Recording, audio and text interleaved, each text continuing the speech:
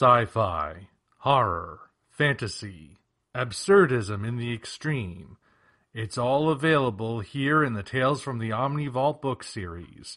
Check the description for Amazon links so you can get your copies and start reading today. Thank you all, and now, on to the video.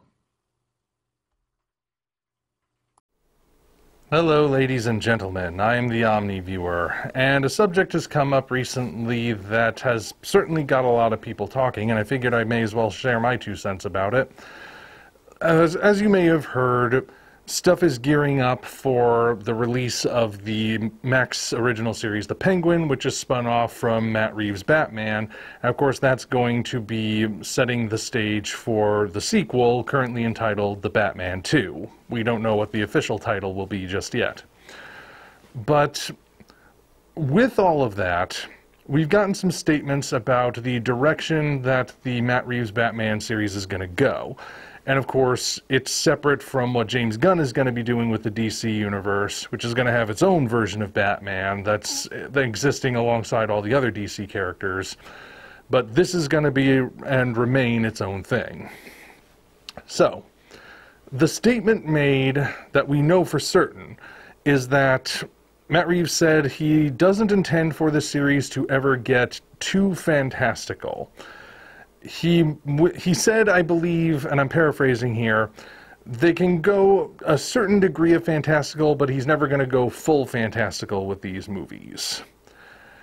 And after that, there are going to be other statements that have come up that I'm pretty sure are true, but, you know, in this day and age, you got to be careful with your sources, so you're going to be hearing me say the word allegedly quite a bit.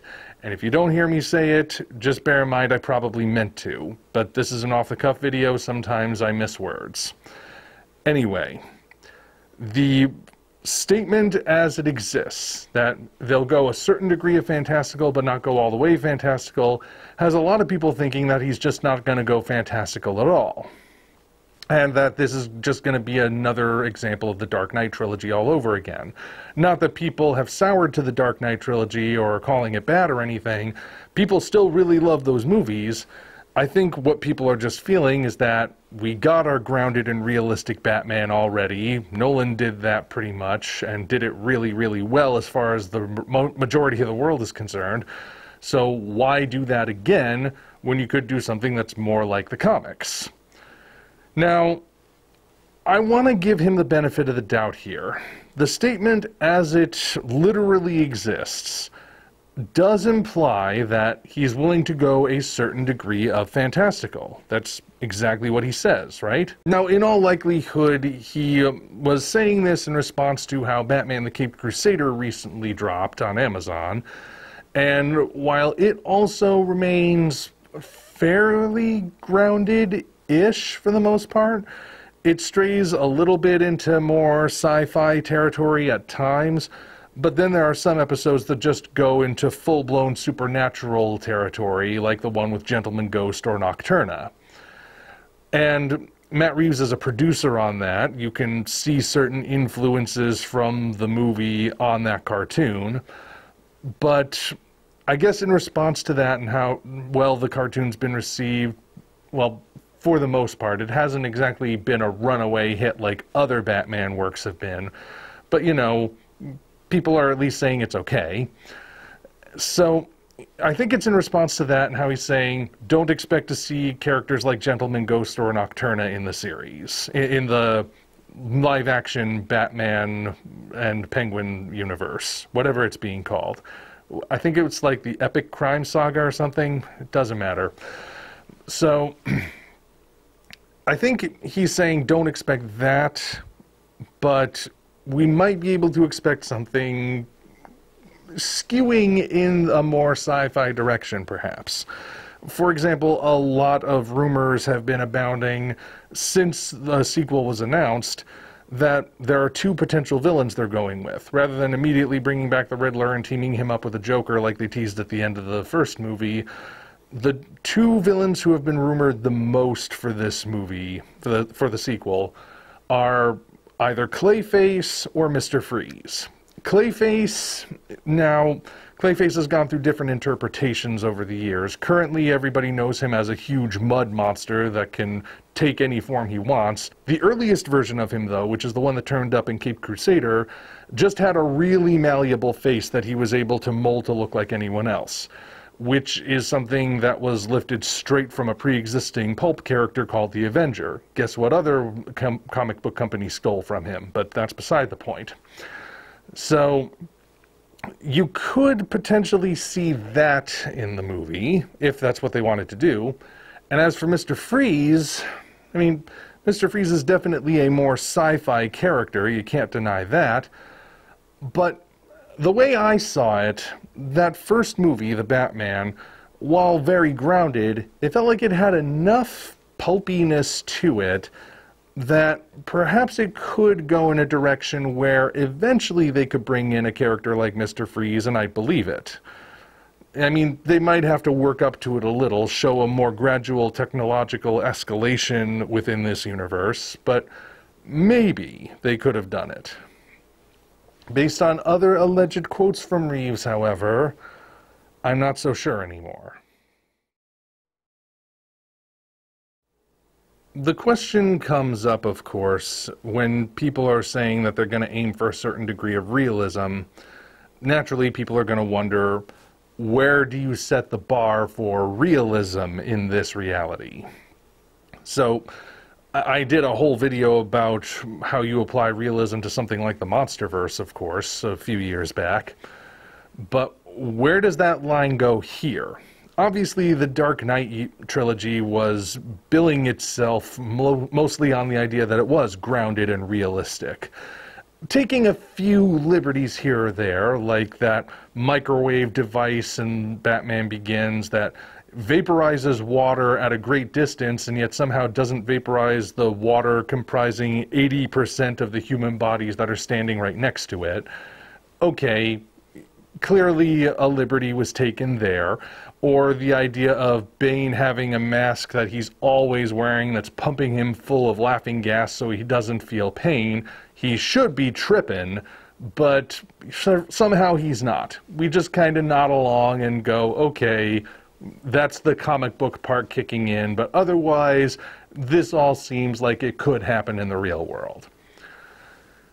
However, I also distinctly recall that when asked if the Penguin was ever going to show up in these movies, Nolan said he didn't think the character of the Penguin was realistic enough, which struck me as very odd, and I'm sure struck other people as very odd, because the Penguin's just a short, fat, kinda ugly guy with trick umbrellas. I mean, sure, the deformed monster from Batman Returns that they made the Penguin into, that's maybe a little skewing into the outlandish territory, and certain trick umbrellas, like one that hypnotizes you or one that turns into a helicopter, sure, that's a little much, but one that has some poison gas in it that it can shoot out the top, or one that has like a minigun turret inside of it or something, that's not outside the realm of possibility. It would actually be kind of clever to have a gangster who walks around with an umbrella and it turns out it's actually a weapon that nobody was expecting. And now that keeps people on edge because you don't know what he's actually got in store. But the Penguin was deemed too unrealistic for the Dark Knight trilogy, and it ended in 3 movies anyway, so it doesn't matter anymore. Now we have the question of what is going to be considered realistic for the Batman and its shared universe entries. And we got a very bizarre clue about where that bar actually is set. My first time watching the movie, I, and I'm sure many others, noticed that the Riddler's name was changed. He was no longer Edward Nygma, he was Edward Nashton. I did think that was a little weird. At first, I didn't think too much of it because I thought, well, they bothered giving him 2 different IDs for who he could possibly be. Maybe the twist that they're either going to mention in the movie, which they don't, or reveal later on is that both of them are fake. But no, it turns out his name really is Edward Nashton. I looked up to see what the most recent news from the comics were. They didn't change his name there. It was only changed for the movie. Why? Apparently, Matt Reeves felt that the name, and again, I have to say this is allegedly, but apparently Matt Reeves felt that the name Edward Nygma, which becomes the punny abbreviation Enigma, was too unrealistic. So the bar for realism is currently set at what your name sounds like. And this was also, again, allegedly revealed to be the case with the Penguin, whose last name is no longer Cobblepot. And I don't know why that's such a bizarre last name that you can't have it be applied, but that's got a lot of people unsure. Like, that, I think, is where people really started to think, hang on, if that's the standard, then maybe he really isn't going to go fantastical at all. And that's led to a lot of concern, because if you really look at the comics, even from back when Bob Kane and Bill Finger were doing those earliest Golden Age issues, Batman got pretty fantastical at times. He faced some really weird stuff. And a large chunk of his rogues gallery is, in fact, in that fantastical realm. Some of them, sure, it can depend on the interpretation. For example, Killer Croc, at his most realistic, is a guy with a skin condition that makes him look reptilian, but there's also an interpretation of him that literally is a giant lizard man who is semi-aquatic and is carnivorous and everything. So characters like that can vary, but then again, like I said, you have Mr. Freeze, you have Clayface in his current form, you have Poison Ivy, you have Man-Bat. There are all kinds of different characters that exist in the realm of Gotham who would push the boundaries of what we consider realistic that would now be considered off the table if this is the standard we're at. And it also makes me skeptical that they're going to do either Clayface or Mr. Freeze for the sequel. Clayface, again, like, they'd have to really be stretching it in order to make it feasible that it's the malleable face thing. Although I'm not so sure they would actually do it, and they probably change his name because his name in that version is a derivative of Boris Karloff. Mr. Freeze, on the other hand, you can't really dance around the name change thing because his name literally is Freeze. His real name, Victor Freeze. Not spelled the same way as his villain handle, but it is where his villain handle comes from. So automatically, I'm guessing his name, if he does show up, will be Victor Fredericks or something. And as far as what he does, even if you ignore the chemical accident thing, he's still got to have a weapon that can freeze the whole city, which, if he's going to be any sort of a threat, has to be portable. So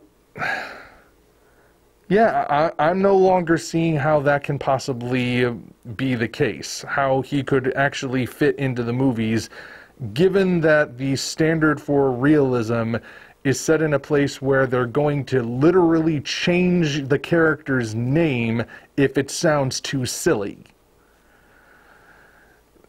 So, yeah, that is a little concerning. Now, here's the thing.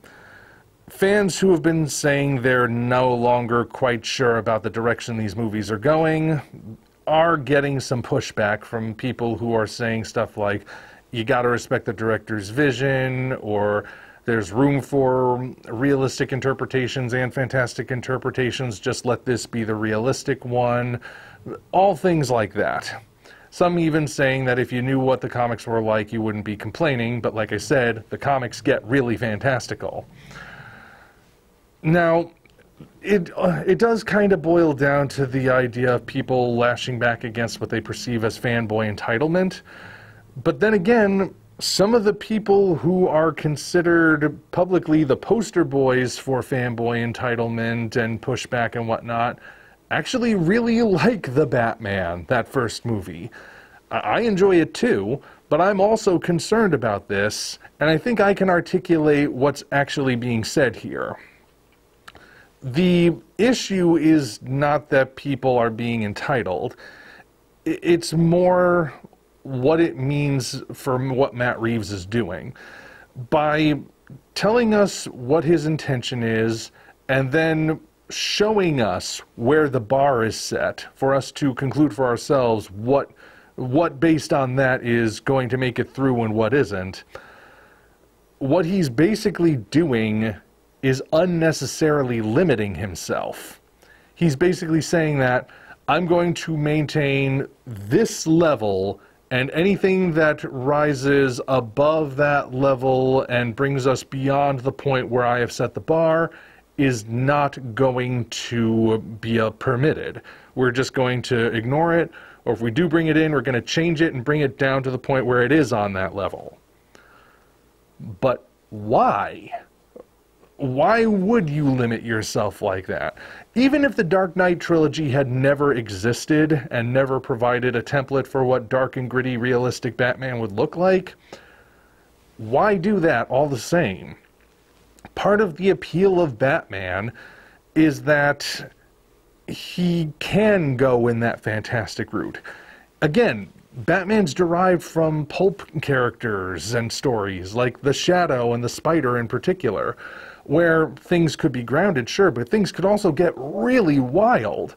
And at the center of all those stories, whether it was just facing off against a crime lord or facing off against giant robots marching through the city, you just have this normal guy who's got his normal weapons and no real powers to speak of, but he's fighting back anyway. And of course, Batman took that tradition and carried it all the way up to the present day. Yes, there are crime stories here, and that's sort of the backbone of it, but he can also go into the realm of sci-fi. He can go into the realm of bizarre fantasy. He can go into the realm of the ridiculous comedy. He can go into the realm of gothic horror. Especially the gothic horror part. The Joker was based on a character from a gothic novel, for heaven's sake. Why would you decide to set that aside? It's part of the legacy. And deciding that so much of that legacy is off the table just seems unnecessary. Why would you put that limit on yourself? The comics have never put that limit on themselves, unless, of course, they were intentionally trying to ape something like the Dark Knight trilogy, which, as we saw, it's kind of apparent by this point that the only place where the Dark Knight trilogy's formula works is the Dark Knight trilogy. So, I think what's being expressed here is a concern that if Matt Reeves really sticks to this, then the movies are going to get old fast. Especially if, by some miracle, the James Gunn DC movies, when they bring Batman in, not only do well, but also introduce those more fantastical elements that fans are clearly craving. We don't know at this point. We haven't even seen a trailer for Superman Legacy as of this video's posting. Even putting that aside, though, we're looking at the prospect that even if the next movie is good, and if the first movie's any indication, yeah, it is going to be good, it's only going to ever go in a very particular direction. And there are all kinds of characters who might not be part of it as a result. And I think we also have to take into account that while yes, there is going to be another Batman movie with its own setting happening in the near future, and it's going to be more fantastical and is intended to start a new series on its own, it's not necessarily going to succeed. I mean, look at what happened with the DCEU. It's one of those cinematic universes that has pleased nobody. We either like the first bit of movies and hate the second bit, or you hate that first bit and like the second bit, but it's very rare to find people who like all of it. And that's why it got canceled and rebooted into what James Gunn is doing. So, right now, James Gunn's DC universe is not a guarantee. We don't even know if we'll get to that Batman movie, and if we do get to it, if it'll succeed. So the Matt Reeves Batman might be all we get. And if it decides to stay in a particular lane and never venture out to see what else it can expand into, then what would be the point? I don't know. That's how I see it anyway. But again, we don't really know what's going on at this point. All we have are rumors and quotes we know to be true and quotes that might be true but have been taken out of context. So we will see what happens, I suppose. And those are just my thoughts anyway. Feel free to leave your thoughts down below. Until such time as we meet again, this is the Omni Viewer signing off.